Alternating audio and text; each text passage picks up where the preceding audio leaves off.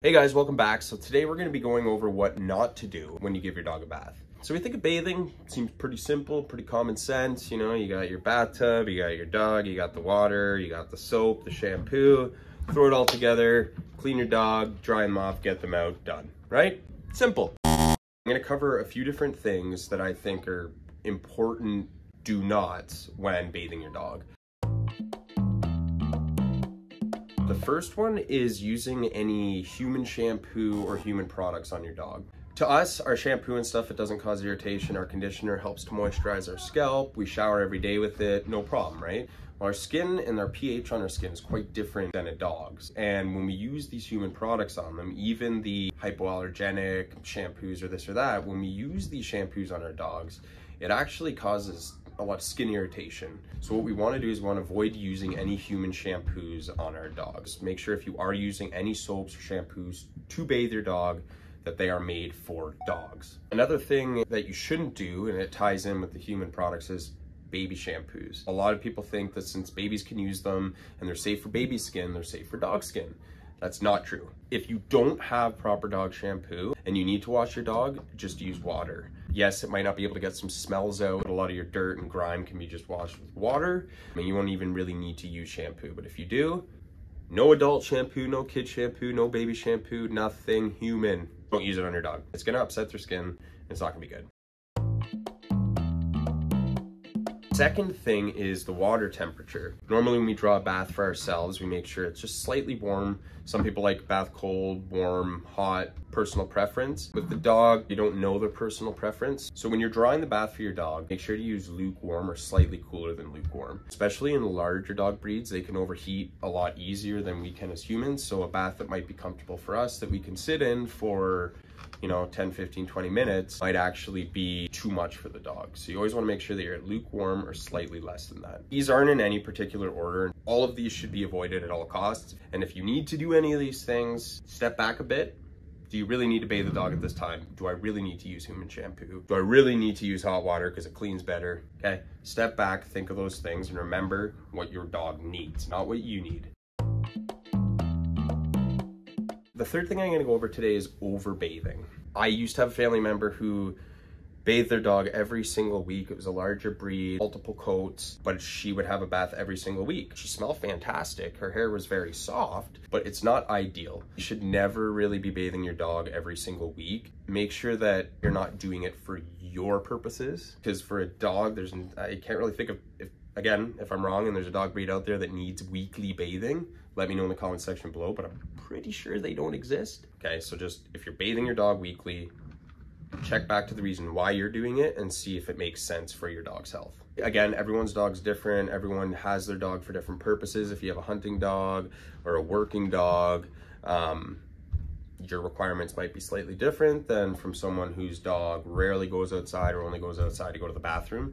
So this is kind of a general rule of thumb when it comes to bathing dogs. Max, bathe your dog once a month if you need to. If not, bathe them every couple to 3 months at a time. I don't remember the last time I gave Rocky a bath with dog shampoo. He doesn't stink, not nose blind to it. I've had multiple people come over, they say, hey, he's a good smelling dog, he doesn't stink. And that all comes down to me making sure that his skin is healthy, his fur is healthy, and everything in between falls in place. And he's just not a stinky dog. Both my dogs, I don't really give them baths unless I absolutely need to. Rocky, one time, he's a yellow lab, came in the house completely as a chocolate lab, covered in dirt. There was no real way around that. I had to give him a bath, and I only used water on him. He didn't come out stinky. I dried him off, everything was good.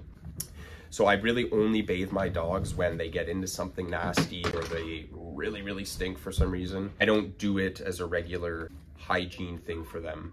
I don't need to. I would say at least a couple times a year they'll have a bath, but again, it's because they've gotten into something that has made them extremely dirty or made them really, really stinky. So yeah, make sure you're not over bathing your dog. Make sure that you understand their requirements and bathe accordingly.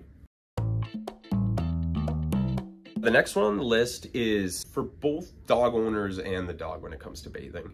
Depending on your dog's personality or the size of your dog, bath time could be pretty stressful, not only for the dog, but for you as the owner. So what you do not want to do when giving your dog a bath is enter that with stress on your mind or time constraints. You want to make sure that when you're giving your dog your bath, if you are someone who's prone to get stressed out during this, that you give yourself enough time to bathe them adequately and rinse them adequately, and give yourself enough time to be patient with that dog and spend the time it needs without you getting overwhelmed or overworked. So that's the human side of it. On the flip side, a lot of dogs actually find bathing extremely stressful. It could have been their nature. They could be a timid dog. They could be an anxious dog. Maybe they had a negative bathing experience in the past from a previous owner, or maybe one that they had with you that you may not have thought was traumatic, but to the dog it was. You need to read your dog when you're giving them the bath and you're introducing them to the water for the first time. And you want to try to make it as comfortable for them as possible. Because if this is the first time you're bathing your dog, you want to make it a pleasant one, so the next time you have to bathe him, he's not going to be terrified, or she's not going to be terrified of it. And plus two, when we're dealing with slippery surfaces in the tub and stress, this and that, your dog can actually get hurt. It can hurt a knee, a hip. A number of things can happen if the bathing experience goes south. That's not to scare you guys. I don't want you to be afraid to bathe your dogs, but you need to know your own limits. If you're not capable of doing it either mentally or physically, and your dog requires a bath, take him somewhere where he can be groomed or bathed by a professional to avoid traumatic experiences for your dogs. Because a lot of the times dogs, depending on their age, especially when they're exposed to a traumatic event, it sticks with them. So we want to try to avoid that.